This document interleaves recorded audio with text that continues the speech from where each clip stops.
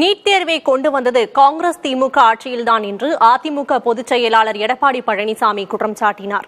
திருவள்ளூர் தொகுதி தேமுதிக வேட்பாளர் நல்லதம்பியை ஆதரித்து பரப்புரை மேற்கொண்ட அவர் மக்களை பொய் வாக்குறுதிகள் அளித்து ஏமாற்றும் கட்சி திமுக எனவும் விமர்சித்தார்.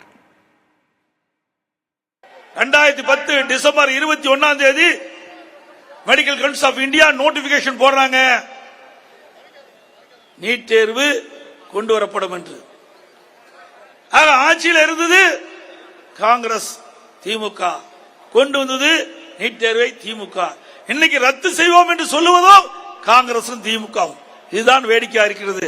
இப்படி இரட்டை வேடம் போடுகின்ற கட்சி திமுக கட்சி, மக்களை ஏமாற்றுகின்ற கட்சி திமுக கட்சி.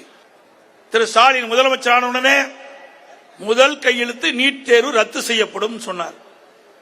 ஆட்சிக்கு வந்து 6 மாசம் ஆச்சு. அதுக்கு பிறகு ஒரு கூட்டத்தில் பேசுகின்ற பொழுது திரு உதயநிதி ஸ்டாலின் பேசுகிறார், நீட் தேர்வை ரத்து செய்வதற்கு எங்க கிட்ட ரகசியம் இருக்குன்னு சொன்னார். இதுவரைக்கும் ரகசியத்தை வெளியிட்டிருக்காருங்களா? உதயநிதி ஸ்டாலின் இன்ன வரைக்கும் மக்கள் கேட்டுட்டு இருக்காங்க. ஆட்சி பொறுப்பேற்று 3 வருடம் ஆக போகுது. இந்த 3 ஆண்டு காலத்தில் பத்திரமா ரகசியத்தை காத்து வைத்திருக்கின்ற யாருன்னா உதயநிதி ஸ்டாலின் தான். எப்பப்பா இந்த ரகசியத்தை வெளியிட போற? மக்கள் எதிர்பார்த்துட்டு இருக்கிறாங்க உங்களுடைய ரகசியத்தை ஆவலோடு கேட்பதற்கு.